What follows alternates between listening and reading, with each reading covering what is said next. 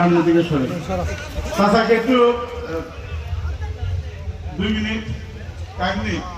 আরে 5 minute 7 minute. 7 জানুয়ারি একটা নির্বাচন হয়েছে, বাংলাদেশের জাতীয় নির্বাচন। আপনারা সকলেই অবগত তো? আমাদের জেলা আওয়ামী লীগের সাধারণ সম্পাদক, আমাদের সকলেরই নেতা, আমারও নেতা, আমি উপজেলা আওয়ামী লীগের সাধারণ সম্পাদক, যাকে একটা পরিচয় দিয়েছেন আমাদের নেতা ডক্টর আব্দুল রাজ্জাক চাচা, যাকে সহযোগিতা করেছেন আমাদের নেতা জনাব আব্দুল ফজলুর রহমান খান ফারুক চাচা।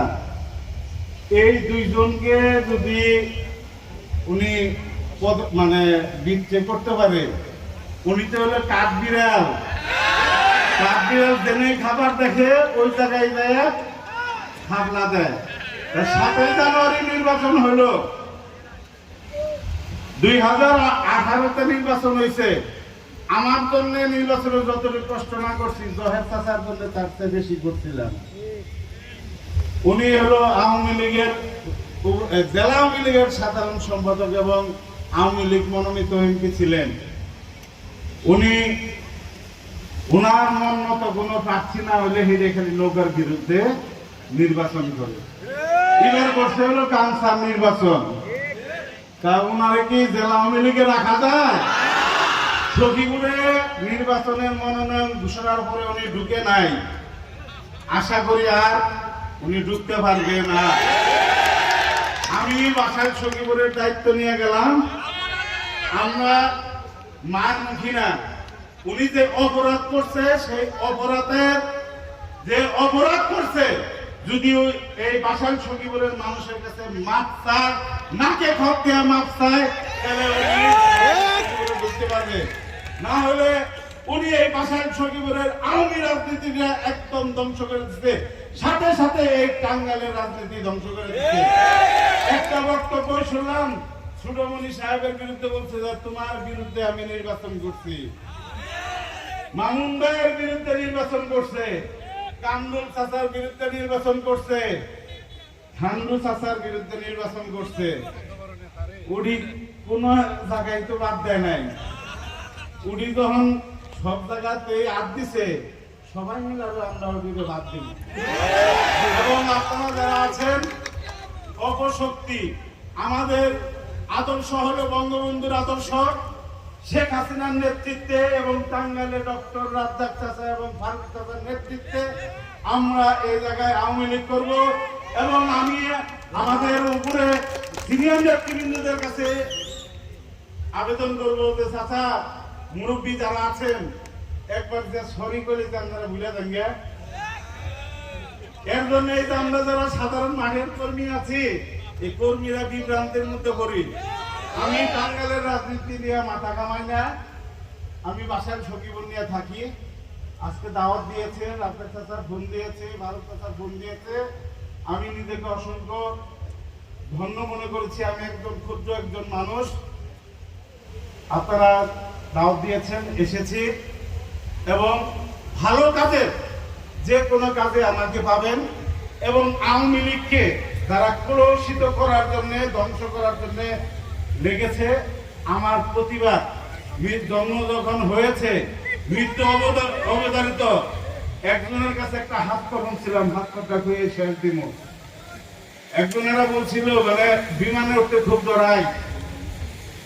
তা বলতেছে উনি হলো বিমানের হলো পাইলট, এখন হলো বিমান বাহিনীর সেকেন্ড ম্যান। তা বলতেছে ভাই, আজরাইলের কি ঘুষ খায়? আমি বললাম না। আজরাইলের লোকে আসার ধরে পাবেন? বললাম না। তাহলে মৃত্যু নিয়ে ভাই ভয়ের কোনো কিছু নাই, যেদিন আবো দিন আবো। আপনি আইসিইউতে যদি থাকেন, ওই জায়গায় মৃত্যু হবে। রাজনীতি শুরু করেছি, পৃথিবীতে আল্লাহ জন্ম দিয়ে এনেছে, মৃত্যু অবধারিত। সত্যের জন্য যদি মরতে হয়, মরতেও রাজি আছি। এবং আমার আর কারোর বিরুদ্ধে কোনো অভিযোগ নাই। অভিযোগ হলো একজন যে টাঙ্গাইল আওয়ামী লীগটাকে ধ্বংস করতেছে, তারকে আপনারা প্রতিহত করুন, তাকে বর্জন করুন। রাজনীতির গোড়াকে আপনারা বর্জন করুন ইনশাআল্লাহ টাঙ্গাইলে সকলেই ঐক্য মিলে ফারুক চাচা রাজ্জাক চাচার নেতৃত্বে টাঙ্গাইলে শান্তিপূর্ণভাবে আমরা সকলে মিলে দলকে সুসংগঠিত করব। শ্রমিকের বলেন, চাকরিজীবী বলেন, মানুষের বলেন, টাঙ্গাইলের মানুষের উন্নয়নের জন্য যদি আমার যেখানে যেতে হয় রাজ্জাক চাচার নেতৃত্বে, ফারুক চাচার নেতৃত্বে সকল জায়গায় যাব। কিন্তু এই টাঙ্গাইল আওয়ামী লীগকে আপনারা বাঁচান।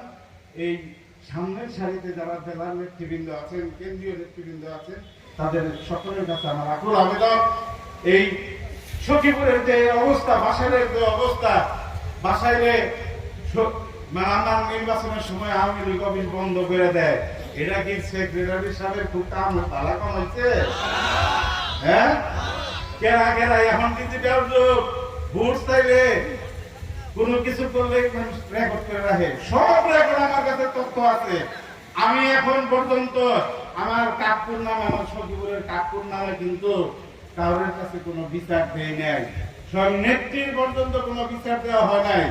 আমার কাছে যা আছে ফাইল করে দিল, উনি তারপরের দিন আমার জীবনের জন্য এই টাঙ্গাইল জেলায় তিনি কোনো আওয়ামী রাজনীতি করতে পারবেন না। ওনার যত অবকর্ম থাকতে আমার মনে আছে। কিছুদিন আগে সখীপুরে শুনলাম, আমি জানিও না, পাবলিকে ধরে তার বাইক না ঘুমাচ্ছে। আমার বললাম এই যে দ্রুত বিচারে, আরে ভাই সাগর নামে দিচ্ছেন, তারাই তো আপনার নির্বাচন করে দিচ্ছে। আপনি যখন করুটিয়ায় রাজনীতি করতেন, তারাই তো আপনাকে নেতা বানাইছে। আপনি যে থালিতে খান, সেই থালিতে হলো খোদা করেন। আমি চাচার প্রতি অনুরোধ করব যে এখনো সময় আছে। রাজ্জাক চাচা যেখানে আপনাকে নেতা বানিয়েছে, তার নেতৃত্বে ক্ষমা, সকলের সামনে ক্ষমা চেয়ে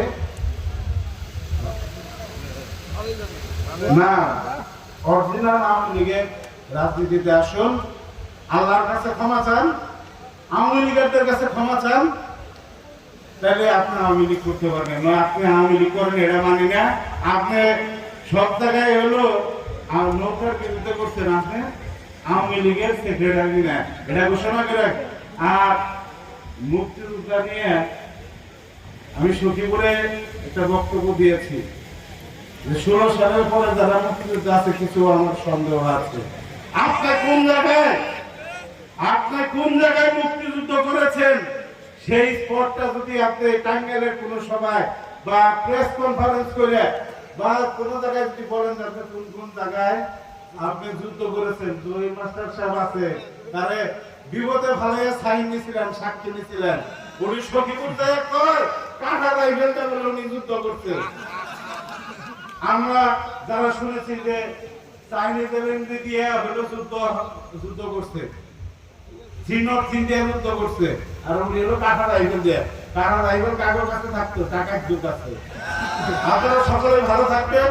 সকলকে মহান মে দিবসের শুভেচ্ছা জানিয়ে এবং আমাকে দাওয়াত করেছেন, সকলকে দাওয়াত জানিয়ে টাঙ্গাইল শ্রমিক ফেডারেশনকে ধন্যবাদ জানিয়ে আমার বক্তব্য এখানে শেষ করছি।